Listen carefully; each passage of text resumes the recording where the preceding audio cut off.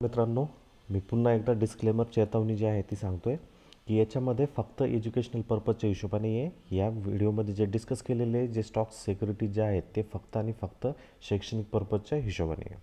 तर या व्हिडिओमध्ये आपण याच्याबद्दल शिकणार आहोत की हा पर्टिक्युलर स्टॉक किंवा ही पर्टिक्युलर सिक्युरिटी त्याच्या चार्टच्या डिटेल्सवरनं ट्रेडेबल आहे की नाही आहे. त्यासाठी आपण एक स्कोरिंग सिस्टीम म्हणजे क्रमांक सिस्टीम यूज करणार आहोत आणि त्याच्या माध्यमातून आपल्याला लक्षात येऊन जाईल की हा आपल्यासाठी परफेक्ट पद्धतीने तिथं ट्रेडेबल आहे की नाही आहे. कारण याच्यामुळं आपल्याला एक फायनल स्कोअर भेटणार आहे आणि तो फायनल स्कोअर भेटल्यानंतर आपल्याला तो हेल्प आउट करेल की त्याच्यामध्ये एक बेटर व्ह्यू तयार होऊन कन्व्हिक्शन तयार होऊन आपले जे इमोशनल जे आपण मानसिक जे ट्रेडिंग डिसिजन जे कधी कधी आपल्याला इमोशनल होऊन जर चुकतात त्यामध्ये गोष्ट होऊन जाईल. म्हणून हे ऑड एन आन्सर जे आहेत ते आपल्यासाठी वन ऑफ द बेस्ट असणार आहे. म्हणून आपल्याला सुरुवातीला प्रिव्हियस व्हिडिओजमध्ये प्रिव्हियस पार्ट्समध्ये आपण डिस्कस केलं की स्कोअर जो आहे तो सप्लाय आणि डिमांड सिस्टीमसाठी का महत्त्वाचा आहे. जर हा पर्टिक्युलर जर तुम्ही चार्ट जर बघितला तर याला जनरली एक डिमांड सिस्टीम डिमांड झोन असं म्हटलं जाईल आणि ह्या पर्टिक्युलर झोनला जर आपण हायलाईट जर केलं तर याला सप्लाय झोन असं म्हटलं जाईल. म्हणून जर तुम्हाला ट्रेडिंगमध्ये सर्टन एक्सपिरियन्स आहे त्यामध्ये जर तुम्हाला सप्लाय झोन किंवा डिमांड झोन जसा की ह्या चार्टमध्ये खालच्या बाजूला आणि सप्लाय झोन चार्टमध्ये वरच्या बाजूला दाखवण्यात गेलेला आहे तो जर तुम्हाला रेकग्नाईज करायचा तो जर ओळखायचा आहे तर हा एक कॉम्प्लिकेटेड टास्क आहे. तो एकदम सोपा टास्क नाही आहे. त्याच्याकरता तुम्हाला काहीतरी अनुभव लागतं आणि ते आणखीन कॉम्प्लिकेशन्स केव्हा होतात ज्यावेळेस तो एक सप्लाय झोन तो वेगळ्या आणखीन मोठ्या किंवा छोट्या सप्लाय झोन किंवा डिमांड झोनमध्ये बसलेला असतो त्यावेळेस.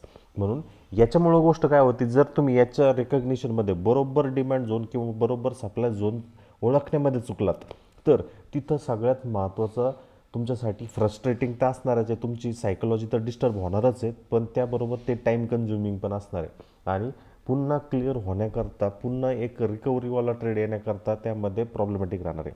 म्हणून ह्या प्रश्नावरती ह्या समस्यावरती समाधान शोधण्याचं काम जे ही स्कोरिंग सिस्टीमची गोष्ट करत असते का ज्याच्यामध्ये ही सिस्टीम याच्यासाठी तयार केली गेलेली का ज्याच्यामधनं ते फिल्टर आउट करणार आहे की लो प्रोबेबिलिटी सप्लाय झोन्स किंवा डिमांड झोन्स कशा पद्धतीने आपण इग्नोर करायचे फिल्टर आउट करायचे आणि ऑड एन आन्सर्स जर आपण त्याच्यामध्ये ॲड केले 3 ते 4 कंपल्सरी पॉईंटर्स जर त्याच्यामध्ये ॲड केले तर ते आपल्यासाठी वन ऑफ द बेस्ट असू शकतात. म्हणून याच्यामध्ये आपल्याला हे ऑड एन आन्सर्सकडे लक्ष देणं गरजेचं आहे आणि ह्या ऑड एन आन्सरच्या माध्यमातून आपल्याला ट्रेडिंग आणि सप्लाय झोन बरोबर आहे हाय प्रोबेबिलिटी आहे का ज्याच्यामध्ये आपलं सक्सेस रेट किंवा विनिंग प्रोबेबिलिटी जी आहे ती सगळ्यात जास्त होऊ शकते. त्याकरता हे ऑड एन आन्सर जे आहे तो तुमच्या वतीने तुमच्या फेवरमध्ये काम करताना दिसणार आहे. याच्यामध्ये टोटल 4 ऑड एन आन्सर असणार आहे की ज्याच्यामध्ये आपण स्कोरिंग सिस्टीम जी आहे ती 0 ते 3च्या मध्ये आपण त्यांना असाइन करणार आहोत आणि त्या झोनला म्हणजे हा जर सप्लाय झोन आहे तर याला आपण जे वेटेज देणार आहे ते 0 ते 3च्या याच्यामध्ये देणार आहे. तो जर वीक असेल तर 0 असणार आहे. तो जर स्ट्रॉंग असेल तर मॅक्सिमम 3च्या इन बिटवीन असणार आहे आणि तो जर मध्यम असेल तर 1 किंवा 2च्या आसपास तो आपल्याला होणार आहे आणि त्याच्यावरून आपल्याला डिसाईड होईल की त्याच्यामध्ये आपल्याला ट्रेड घ्यायचा आहे की नाही घ्यायचा. आणि हे सगळ्यात महत्त्वाचा मुद्दा ट्रेडिंगमध्ये आहे. तर कुठले बरं 4 एन आन्सर आहेत आणि त्या 4 एन आन्सरचा उपयोग कशा पद्धतीने आपण कन्सिडर केला गेला पाहिजे त्याच्याबद्दलची जी आयडिया जी आहे ती आपण आता याच्यामध्ये सुरुवात करूया.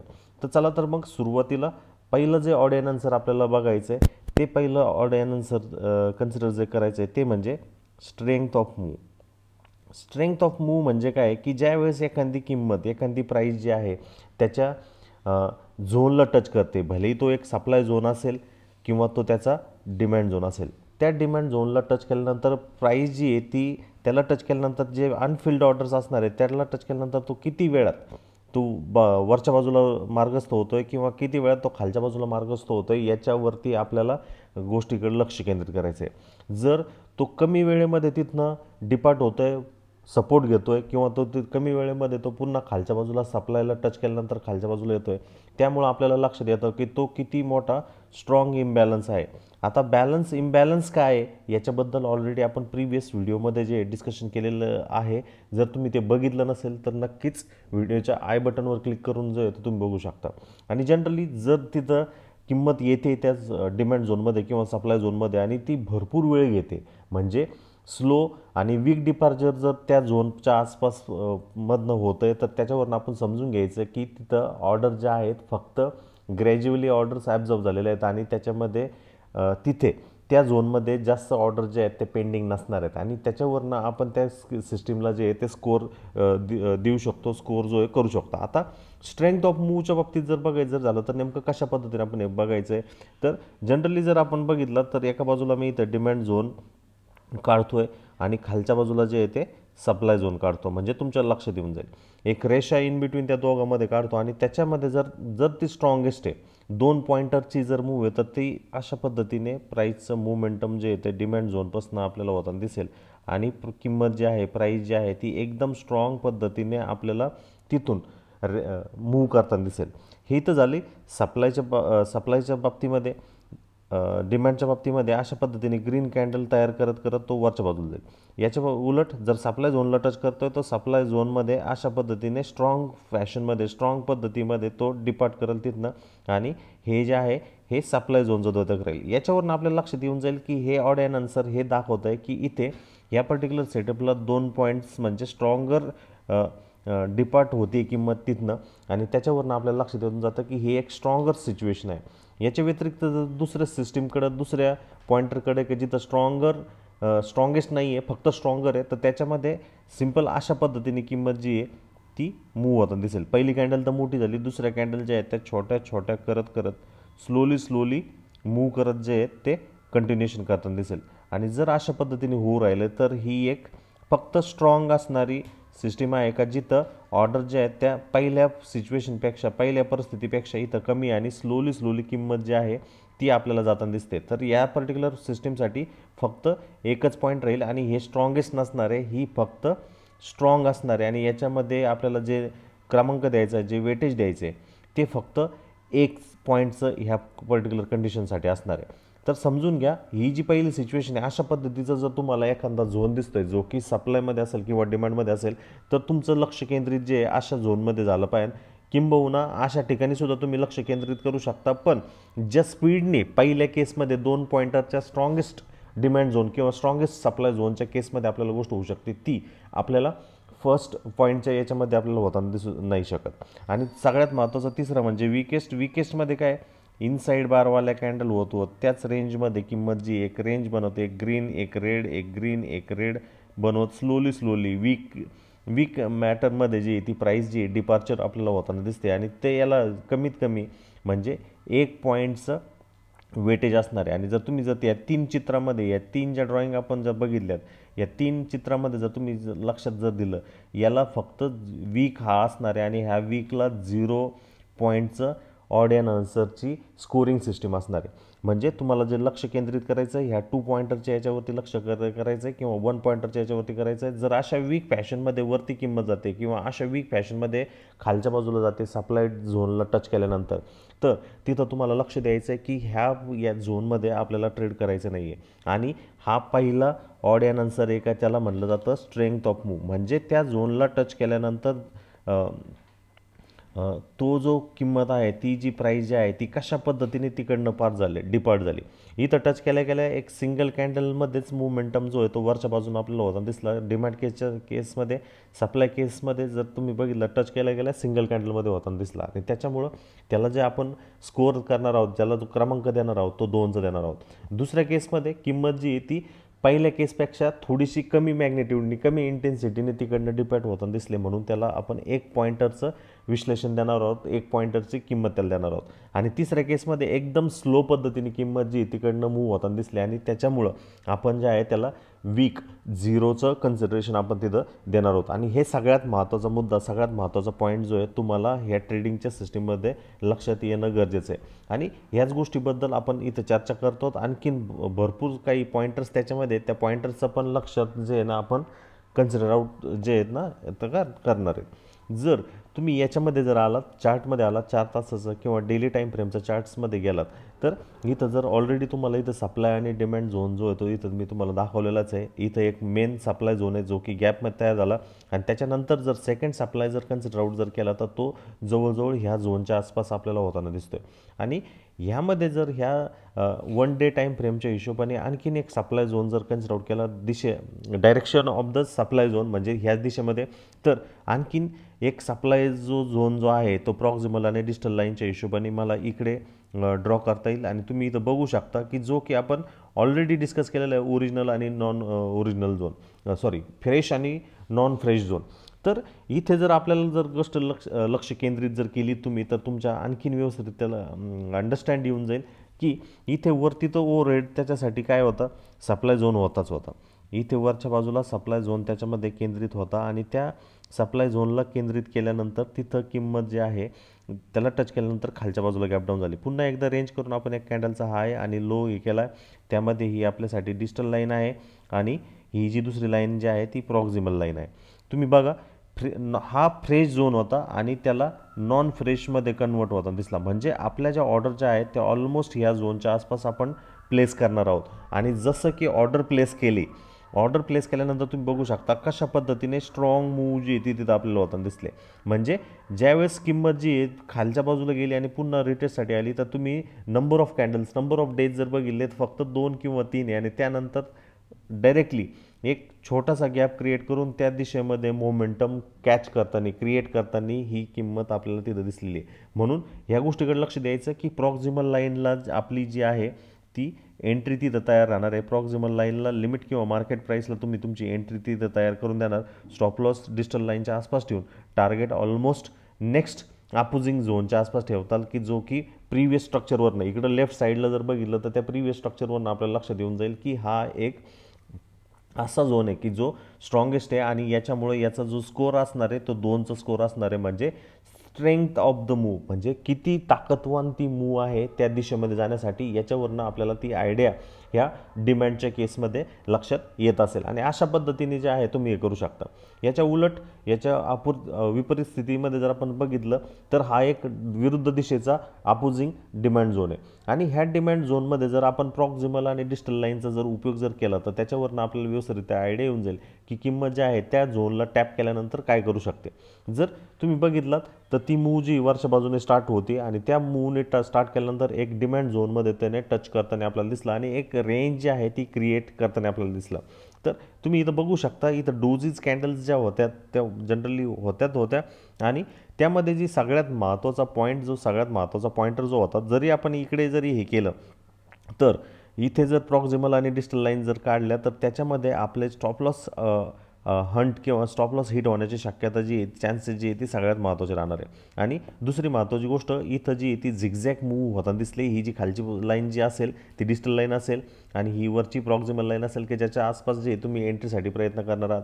परंतु जर तुम्ही इथं जर बघितलं तर इथं तुमच्यासाठी ऑपॉर्च्युनिटी स्टॉप लॉस हिट झाल्यानंतर क्रिएट झाली. आता आपल्याला काय करायचं आहे, याच्यावरनं आपल्याला ही गोष्ट लक्षात ठेवायची की ज्यावेळेस किमतीने एवढं टाईम साईडवेज इथे केलं म्हणजे हा एक वीक स्ट्रक्चर जो आहे तो तयार केलेला आहे, वीकनेस इथं आहे आणि जे कुठल्या ऑर्डर पेंडिंग असणार आहे त्यामुळं एवढं बाउन्सिंग मूव जे आहे ते आपल्यासाठी क्रिएट होणार नाही.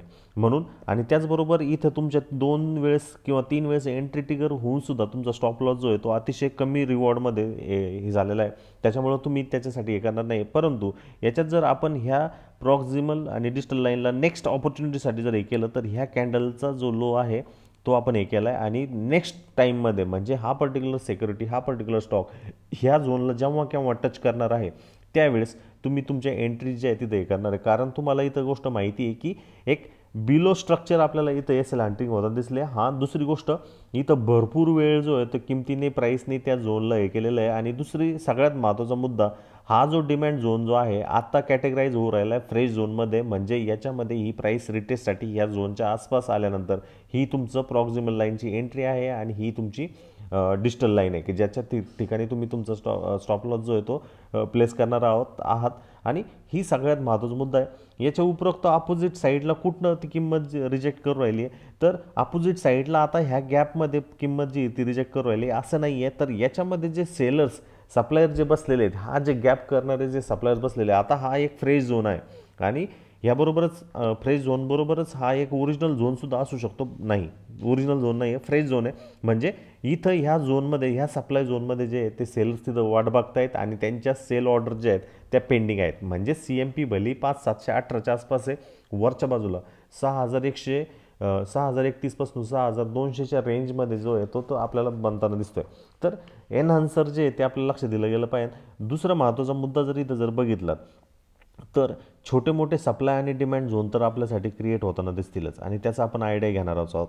तर हा एक सप्लाय झोन झाला. त्याच्यानंतर किंमत जी ती खालच्या बाजूला येताना दिसली आणि त्यामध्ये जर तुम्ही इथं जर बघितलात तर हा एक डिमांड झोन होता आणि ह्या डिमांड झोनला किमतीने प्राईसने टच केल्यानंतर कशा पद्धतीने ती किंमत किंवा प्राईस जी ती वरच्या बाजूला गेली बघा मित्रांनो. सप्लाय झोनला टच केली, डिमांड झोन छोटासा तयार झाला आणि तिकडनं प्राईस एकदम slowly steadily red green long tail असणारे कॅन्डल्स, हॅमर किंवा डोजीज किंवा स्पिनिंग टॉपवाल्या कॅन्डल तयार करत करत इथे किंमत जी आहे एकदम स्लो बेसिसवरती गेली. याच्यामध्ये आणखीन एक गोष्ट जर बघितली आपण, याच्यात अंडरस्टँड जर केली तर हा जो एक पॅटर्न जो आहे तो आपल्याला ड्रॉप, बेस आणि रॅलीचा पॅटर्न होताना दिसतोय. परंतु हा जो रिव्हर्सल पॅटर्न असता तर जनरली किंमत जी ह्या झोनच्या वरती म्हणजे 6650च्या वरती कमीत कमी टच होताना दिसली पाहिजे नव्हती.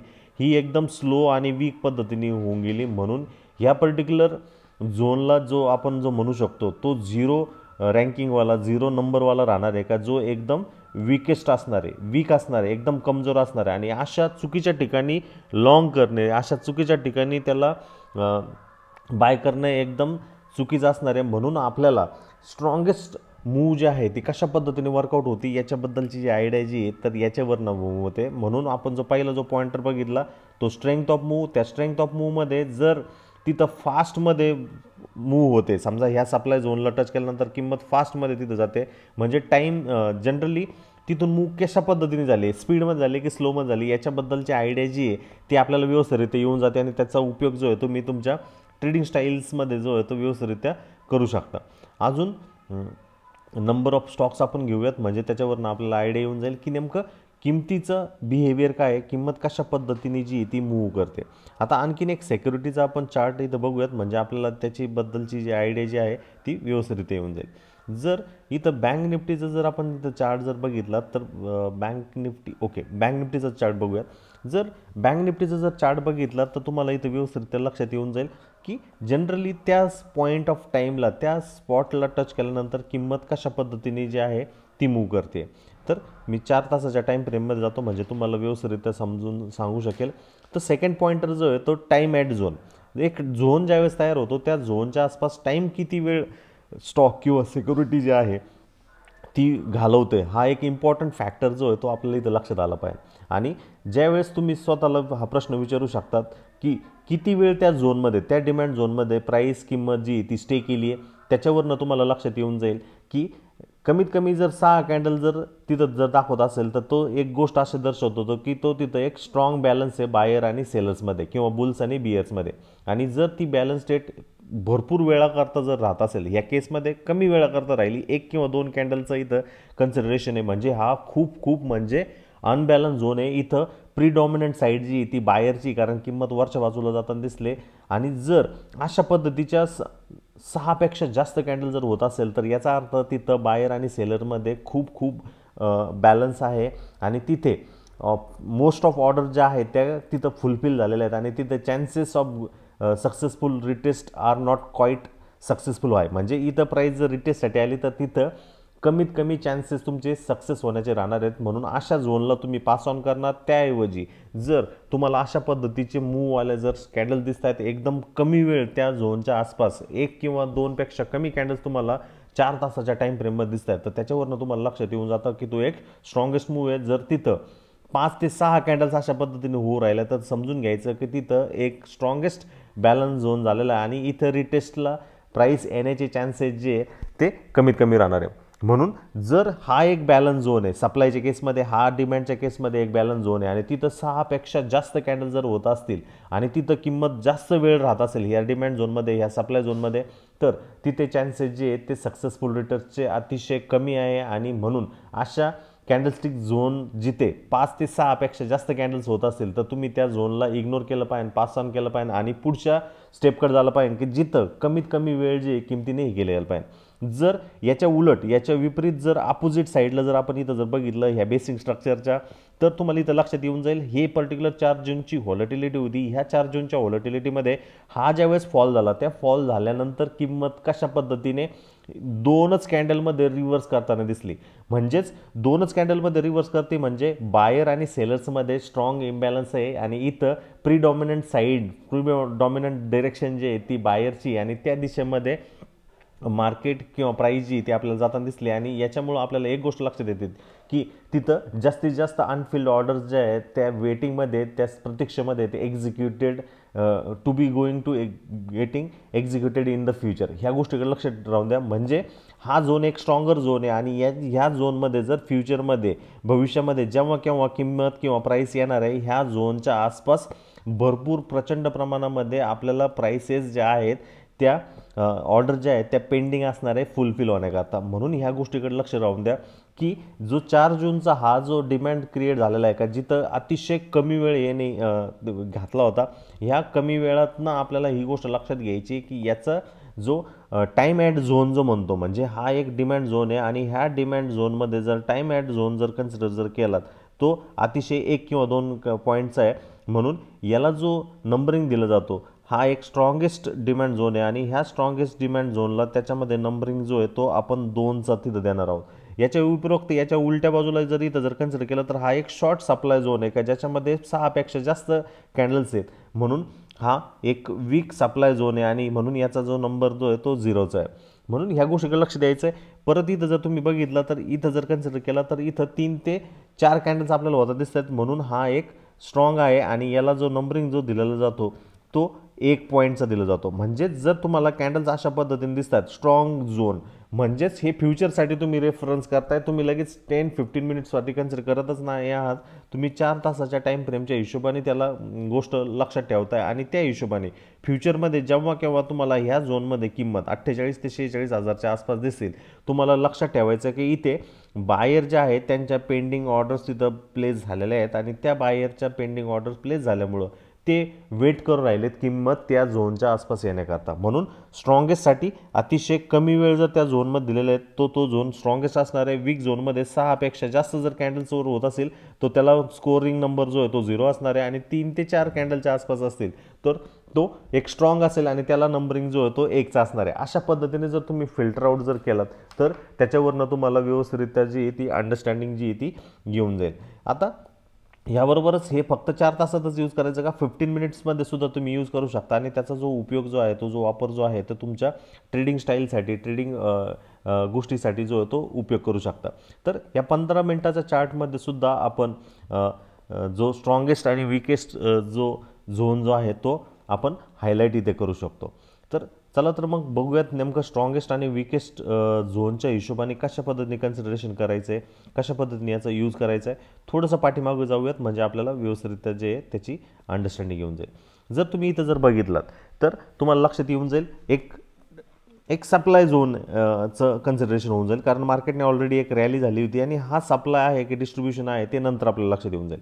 पण इथं ह्या रेंजच्या लोच्या आसपास ज्यावेळेस किंमत आली आणि त्याचं ब्रेकडाऊन जे व्हायला पाहिजे होतं सप्लाय झोनच्या हिशोबाने, इथं काय केलं किमतीने, इथं 2 ते 3च कॅन्डल जे आहे ते क्रिएट केल्यामुळं ह्या सप्लाय झोनमध्ये 2 ते 3च कॅन्डल क्रिएट केल्या आणि त्या सप्लाय झोनमध्ये काय झालं पाहिजे, विक्रीवाले खरेदीवाल्यांवरती स्ट्रॉंग झाले पाहिजे. किंमत त्या दिशेमध्ये जाण्याऐवजी फक्त 2 ते 3 कॅन्डलच्या हिशोबाने जर तुम्ही जर व्यवस्थितरित्या ऑब्झर्व जर केलात तर ही जी मूव जी क्रिएट इथे झालेली आहे ह्या 3 कॅन्डलच्या हिशोबाने ही एक स्ट्रॉंगेस्ट मूव जी आहे ती आपल्याला होताना दिसते आणि याच्यामुळं आपल्याला याची आयडिया ही येऊन जाते की ही जी स्ट्रेंथ ऑफ जी मूव इथे जी झालेली आहे ती एक स्ट्रॉंगेस्ट पद्धतीने झालेली आहे. म्हणून त्या हिशोबाने तुम्ही ज्यावेळेस त्याला फिल्टर आउट करताय त्यामध्ये तुम्हाला ही गोष्ट लक्षात आली पाहिजे की याचं जे स्कोरिंग सिस्टीम जी असणार आहे मित्रांनो, त्या स्कोरिंगच्या हिशोबाने ही एक स्ट्रॉंगेस्ट असणार आहे आणि याचा जो नंबर जो असणार आहे तो 2चा असणार आहे. आणि जेव्हा केव्हा फ्युचरमध्ये 51,200च्या आसपास आपल्याला किंमत येताना दिसेल तर तिथं बाहेर जो आहे तो त्याची ऑर्डर प्लेस करण्यासाठी राहणार आहे. 4 तासाच्या टाईम फ्रेमच्या हिशोबाने मी आत्ता मगाशी सांगितलं 46,000 ते 48,000च्या हिशोबाने. असं काही मी रेकमेंडेशन वगैरे देत नाही मित्रांनो, फक्त एज्युकेशनलच्या हिशोबाने टाईम ॲट मूवचा हिशोब मी तुम्हाला तिथं सांगतो. आणि सिम्पली त्याच्याबरोबरच इथं तुम्हाला लक्षात आलं पाहिजे की 51,200च्या आसपास एक स्ट्रॉंगेस्ट मूव होता दिसले. इथं जर ह्या झोनला पुन्हा एकदा सप्लाय, ह्या मोठ्या सप्लाय झोनमध्ये पुन्हा एकदा कन्सॉलिडेशन होता दिसतोय, म्हणजे हा एक सप्लाय झोन आहे, प्रिव्हियस रेजिस्टन्स इथे, आणि नंबर ऑफ कॅन्डल जर बघितल्या तर 6 पेक्षा इथे आपल्याला जास्त दिसत आहेत. म्हणजेच हा जो सप्लाय झोन आहे इथं सेल करण्यापेक्षा याचा जो नंबर जो आहे तो 1चा असणार आहे, आणि म्हणजे हा 1च्या आसपास असणार आहे, आणि हा एकदम वीकेस्ट असणार आहे. सॉरी, याचा नंबर जो आहे तो 0चा असणार आहे, आणि हा एक काय असणार आहे, वीक असणार आहे, कमजोर असणार आहे. त्याच्यानंतर तर तुम्ही जर पुन्हा एकदा जर जाताल तर इथे हा जो झोन जो आहे तो स्ट्रॉंग असणार आहे, आणि याचा जो नंबर जो असणार आहे तो 1चा असणार आहे. अशा पद्धतीने तुम्ही सप्लाय आणि डिमांड झोन करू शकता. सगळ्यात महत्त्वाचं हायर टाईम फ्रेमचा सप्लाय झोन जो आहे तो तुम्हाला रेकग्नाइज करणं सगळ्यात महत्त्वाचा झोन आहे. झोन इन द झोन आहे, म्हणजे सप्लाय झोनमध्ये हे छोटे छोटे टाईम ॲट द झोन ह्या गोष्टी ज्या आहेत ना तुम्हाला लक्षात आल्या पाहिजे. आणि याच्यामध्ये आणखीन काही गोष्टी ज्या आहेत त्या आपण कपल करणार आहोत, त्यासुद्धा आपण आता पुढील याच्यामध्ये बघूयात. जर तुम्हाला आठवत असेल आपण फ्रेश आणि नॉन फ्रेश झोनबद्दल जे आहे ते डिस्कशन केलं होतं, आणि त्याच्या परिस्थितीने त्या वतीनं जे आहे ना ते आपण हे गोष्ट केलं होतं. आता इथे तर आपण म्हणलो की हा एक सप्लाय झोन तयार झाला आहे, पण ह्या सप्लाय झोनमध्ये जर तुम्ही व्यवस्थितरित्या जर ऑब्झर्व जर केलात, या गोष्टीला जर व्यवस्थितरित्या अंडरस्टँड जर केलात, तर तुम्हाला इथं लक्षात आलं पाहिजे की किंमत ज्यावेळेस इकडनं रॅली करत होती त्या रॅलीमध्ये किमतीने ह्या झोनमध्ये एक रॅली केली होती, आणि इकडनं जे आहे ती एक स्ट्रॉंगेस्ट बाईंग मूव जी ती आपल्याला होताना दिसली. आणि बाईंग मूव झाल्यानंतर इथं किंमत काय झाली होती, कन्सोलिडेट झाली होती, बरोबर. आता कन्सोलिडेट झाल्यानंतर जर किमतीला जर तुम्ही व्यवस्थितरित्या जर हायलाईट जर केलात इकडे, तर स्ट्रॉंग इन आन्सरच्या हिशोबाने कन्सिडर आउट जर केलात तर तुम्हाला इथं व्यवस्थितरित्या लक्षात येऊन जाईल की किंमत ज्यावेळेस रॅली करत होती, जस्ट चेक ओव्हर हिअर, मी हायलाईट करतो, हां इथे, तर तुम्ही इथं बघा एक मूव झाली होती, आणि त्या मूवमध्ये ह्या कॅन्डलचा हाय आणि लो, ह्या कॅन्डलचा लो आपण हायलाईट केला आहे, जो की एक डिमँड झोन होता. आता आणखीन एक गोष्ट मला तुम्हाला इथे सांगायची, ती म्हणजे हा जो झोन जो आहे तो एक फ्रेश झोन तिथे होता. आणि फ्रेश झोन म्हणजे काय, का जिथं सक्सेसफुल रिटेस्टसाठीची किंमत जी आहे ती ऑटोमॅटिकली युटिलाइज होण्याकरता तिथं आलेली नाही आहे, आणि ती जी सक्सेसफुल रिटेस्टसाठी किंमत जी आली ती ह्या झोनच्या आसपास आली, म्हणजे तो एक नॉन फ्रेश झोन झाला. आणि तो ह्या फ्रेश झोनला टच केल्यानंतर ज्या पेंडिंग ऑर्डर ज्या होत्या त्या ऑर्डर्स ज्या आहेत त्या ऑब्झर्व झाल्या, आणि ऑब्झर्व झाल्यानंतर तुम्ही बघू शकता रेस्ट इज हिस्ट्री. म्हणून फ्रेश झोन आहे की नॉन फ्रेश झोन आहे याच्याबद्दल आपण आयडिया घेतली पाहिजे. म्हणून फ्रेश झोनबद्दल मला पुन्हा एकदा सांगतो, फ्रेश झोन ही एक अशी लेवल आहे का जिथं प्रत्येक ट्रेड हा रिफ्यूट करणार नाही आपल्यासाठी, आणि नॉन फ्रेश झोन लेवलच्या आसपास जे आपल्यासाठी विनिंग ट्रेडसुद्धा होतील. म्हणजे हा फ्रेश झोन इथे होता, पण ज्यावेळेस किंमत त्याच्या रिटेस्टसाठी आली इथं भरपूर ऑर्डर्स पेंडिंग होत्या, म्हणून तो नॉन फ्रेश झोनमध्ये डायल्यूट झाला, आणि त्या ऑर्डर पेंडिंग क्लब झाल्यानंतर तिथं आपल्यासाठी एक वरच्या साईडची मुवमेंटम जी आहे ती क्रिएट होताना दिसली. म्हणून जर तो फ्रेश झोन असेल तर त्याच्याकरता स्कोअर जो आहे तो आपला 3चा असेल, नॉन फ्रेश असेल तर तो स्कोअर जो आहे तो 1.5 पर्यंत येऊन जाईल. आणि जर ह्याच झोनच्या आसपास पुन्हा पुढच्या वेळेस जर किंमत ह्याच झोनच्या आसपास आपल्याला येताना दिसते तर त्याचा जो स्कोअर जो आहे तो कमी कमी होताना दिसेल, कारण जी इंटेन्सिटी इथं आपल्याला उपलब्ध होती ती भविष्यामध्ये परत तेवढी इंटेन्सिटी राहील नाही राहील ती चिंता राहील, आणि त्याचा स्कोअर जो आहे तो 3 ऐवजी फक्त 1.5चा राहणार आहे. आणि ह्या गोष्टीकडे तुम्ही व्यवस्थितरित्या लक्ष देणं सगळ्यात महत्त्वाचा मुद्दा आहे. या छोट्या छोट्या पॉईंटर्सला, छोट्या छोट्या गोष्टींना जर तुम्ही व्यवस्थितरित्या जर लक्ष जर दिलात तर ही गोष्ट महत्त्वाची राहणार आहे. म्हणून आता प्रेझेंटमध्ये आपण 52,328च्या आसपास आहे, आणि भली किंमत याच्या आसपास डीपसाठी आली तर त्याच्यामध्ये हा एक ऑलरेडी नॉन फ्रेश झोन झालेला आहे, आणि ती जी इंटेन्सिटी फर्स्ट टाईम आपल्याला बघायला भेटली होती ती बघायला भेटणार नाही आहे. म्हणून ह्या गोष्टींकडे आपण व्यवस्थितरित्या लक्ष देणं गरजेचं आहे. तर तुम्ही अशा पद्धतीने बघू शकता हा एक फ्रेश झोन होता, आणि ह्या फ्रेश झोनला ज्यावेळेस प्राईसने किमतीने टच केलं त्याच्यानंतर आपण तिथं बघू शकता की मोमेंटम जो आहे तो कशा पद्धतीने तिथं क्रिएट होताना दिसला. तर हे महत्त्वाचं आहे. आता हा फ्रेश झोन इथं डायल्यूट झाला, म्हणजे नॉन फ्रेशमध्ये झाला, इथं त्याचा स्कोअर 3चा होता, इथं तो 3चा झालाच तो झाला, परंतु आता जर किंमतीत आली तर ती 1.5 असणार आहे. म्हणून फ्रेश डिमांड झोन जो आहे तो इथे आपल्याला दिसतोय, रॅली बेस, आणि जर ड्रॉप जर झाला तर त्या ड्रॉपमध्ये पुन्हा एकदा रिव्हर्सलसाठीच्या जाण्याऐवजी कंटिन्युएशनमध्ये जाण्याचे चान्सेस राहणार आहे. याबरोबरच आणखीन एक मुद्दा आपण प्रिव्हियस व्हिडिओमध्ये बघितला होता की यामध्ये आपण लक्ष द्यायचं आहे की जर तो फ्रेश झोनचा नॉन फ्रेशमध्ये जर झाला आहे तर त्या गोष्टीकडे आपण लक्ष देणं गरजेचं आहे. चौथा जो ऑड एन आन्सर जो आपल्याला बघायचा आहे, कंपल्सरी पॉईंटर जो बघायचा आहे, तो म्हणजे रिस्क रिवॉर्ड. कायम तुम्ही जो आहे तो रिस्क रिवॉर्डच्या हिशोबाने कन्सिडर करा, सप्लाय आणि डिमांड झोनच्या हिशोबाने. आता जो सप्लाय झोन जो तयार झालेला आहे, क्रिएट जो झालेला आहे, तो ह्या झोनच्या आसपास झाला आहे आणि त्या सप्लाय झोनच्या आसपास आपल्याला गॅप्स वगैरे पण क्रिएट होताना दिसत आहे. जर तुम्ही शॉर्ट साईडसाठी ट्रेड जर प्लॅन करत असाल तर कायम लक्षात ठेवा की तुमचा रिस्क रिवॉर्डचा जो हिसाब जो आहे तो जनरली मोस्ट ऑफ टाईम चांगल्या पद्धतीने हे झालं पाहिजे. जर तुम्ही लॉंग साईडसाठी जात आहे तर तुमची एंट्री ह्या पॉईंटच्या आसपास जात आहे तर कमीत कमी रिस्क टू रिवॉर्ड जो आहे तो 1:3च्या हिशोबानेच कन्सिडर आउट करा. आणि 1:3च्या हिशोबाने जर रिस्क रिवॉर्ड जर कन्सिडर जर होत असेल तर आणि तरच याच्यामध्ये करा. तर जनरली इथं बघा तुम्ही इथं रिस्क रिवॉर्डचं कन्सिडरेशन येतं आहे 4.72च्या आसपास तुम्हाला येतं आहे. आणि जर तुम्ही शॉर्ट साईडसाठी जात असाल, उलट्या दिशेसाठी उलट्या बाजूसाठी जर जात असाल तर याच्यामध्ये जर तुमचा रिस्क रिवॉर्ड रेशो जर बघितलं तर तो 4.72चा आहे डिमांड झोनच्या आसपास, जो की एक स्ट्रॉंगेस्ट आहे, ज्याला 3 पॉईंटर्स आहेत. जर तुम्ही इथे एंट्री तुमची इथे कुठेतरी करताय रिस्क तुमची एवढ्या हिशोबाने आणि रिस्क रिवॉर्ड एकदम कमी होतोय तर त्या हिशोबाने तिथं तुमचं एकदम 0 पॉईंटवाला रिस्क रिवॉर्डवाला हिसाब राहणार आहे. परंतु जर तुमची entry middle of the zone आहे एकदम कमी याच्यामध्ये तर तो पॉईंटर जो आहे तो फक्त 1.5चा असणार आहे आणि रिस्क रिवॉर्डसुद्धा आहे तुमचा तो जो आहे ना कमी होताना दिसणार आहे. तर जर तुमची एंट्री ह्या झोनच्या आसपास आहे ते कॅन्डल्स होताना तर तुमचा रिस्क रिवॉर्ड एकदम स्ट्रॉंगेस्ट आहे आणि त्याला जो पॉईंटर दिला जाईल तो 3चा असणार आहे. जर तो थोडीशी लेट आहे तर त्या केसमध्ये त्याला जे स्ट्रॉंग म्हणलं जाईल त्याला 1.5चा आहे. आणि मिडल ऑफ द ट्रेंड तुम्ही तिथं जात आहे तर त्या केसमध्ये तो एकदम वीक असणार आहे आणि त्याला 0चा व्हॅल्युएशन असणार आहे. याच्या उलट जर आपण बघितलं शॉर्ट पोझिशनमध्ये जर तुम्ही इथं जर गेलात तर शॉर्ट ज्यावेळेस तुम्हाला करायचं आहे, शॉर्ट पोझिशनसाठी ज्यावेळेस जायचं आहे तर त्या केसमध्ये तुमची एंट्री जर प्रायर टू द ट्रेंड असणार आहे तर त्या केसमध्ये तुमच्यासाठी अशा पद्धतीने रिस्क रिवॉर्डचा हिशोब जो आहे तो वर्कआउट होताना दिसेल की ज्याच्यामध्ये रिस्क रिवॉर्ड 3पेक्षा जर जास्त असेल तर तो तुमच्यासाठी स्ट्रॉंगेस्ट असणार आहे आणि त्याला नंबरिंग जी आहे ती 3ची असणार आहे. परंतु जर तुमची एंट्री ह्या कन्सॉलिडेशन झोनच्या आसपास आहे तर त्या केसमध्ये तुमचा रिस्क रिवॉर्ड जो आहे तो कमी होऊन तो स्ट्रॉंग होऊन 1.5चा पॉईंटर तिथं असणार आहे. आणि सगळ्यात शेवटी तुम्ही मिडल ऑफ द ट्रेंड इथं करताय तर त्या केसमध्ये तो विकेस्ट असणार आहे आणि ही सगळ्यात महत्त्वाचा मुद्दा आहे. तर ह्या पहिल्या केसमध्ये आपण डिमांड झोनमध्ये तुमची रिस्क टू रिवॉर्ड एंट्री पॉईंट्सवरती आपण कन्सिडर केलं, तो जर रिवॉर्ड 3चा आहे तर तो स्ट्रॉंगेस्ट आहे. जो मिडलमध्ये 1.5च्या आसपास आहे, 2चा रिवॉर्ड आहे तर तो 1.5 आहे, स्ट्रॉंग आहे. आणि जो मिडल आहे म्हणजे तिथं तुमचं 1:1 रिस्क रिवॉर्ड आहे तर त्यामध्ये तो वीक आहे, ही गोष्ट लक्षात ठेवा. म्हणून कायम रिस्क रिवॉर्ड जो आहे तो 2 किंबहुना 3पेक्षा जास्तच कन्सिडर करा. शॉर्ट साईडसाठी जर तुमची सेलिंगची entry early in the trend आणि तुम्ही प्रॉपरली तिथं वेट करू शकता तर त्या केसमध्ये तो तुमच्यासाठी बेस्ट आहे, ज्याला स्ट्रॉंगेस्ट म्हणलं जाईल आणि याला नंबरिंग जी आहे ती 3ची दिली जाईल. जर तुम्ही मिडल ऑफ द ट्रेंड थोडंसं मिडल ऑफ द ट्रेंडच्या अगोदर असाल तर त्याच्यामध्ये ती गोष्ट तुम्हाला लक्षात ठेवणं सगळ्यात महत्त्वाचं आहे. म्हणून हे 4 ऑड एन आन्सर जे आहेत ते आपल्याला लक्षात गेले पाहिजे. एक समराईज जर करायचं जर झालं, समरी जर करायची जर झाली आणि तुम्हाला पुन्हा एकदा सांगायचं जर झालं 4 ऑड एन आन्सर कुठले आणि कशाबद्दल आपण डिस्कस केलं, कशा पद्धतीने गोष्टी केल्यात, पुन्हा एकदा जर सांगायचं झालं तर मी हे एकदा समराईज करतो.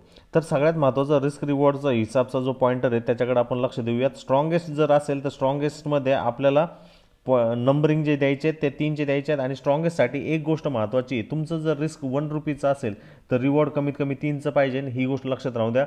फक्त जर तो स्ट्रॉंग असेल तर तो स्ट्रॉंगच्या केसमध्ये तो जो पॉईंटर असणार आहे तो 1.5चा असणार आहे आणि त्याच्यामध्ये तुम्ही 1 रुपयाच्या रिस्कला 2 रुपये कमवण्याचा प्रयत्न करता. आणि जर तो वीक असणार आहे तर त्या केसमध्ये सिंपल तो 0 असणार आहे आणि तिथं तुमचा रिस्क रिवॉर्ड जो आहे तो 1:1 असणार आहे. आणि जनरली मोस्ट ऑफ लोक जे आहेत ते याच्यामध्ये करत असतात, म्हणजे याच्यामध्ये नंबरिंग जी आहे ती रिस्क रिवॉर्ड रेशोच्या हिशोबाने हा 4थ्या नंबरचा पॉईंटर आपल्याला लक्ष देतोय.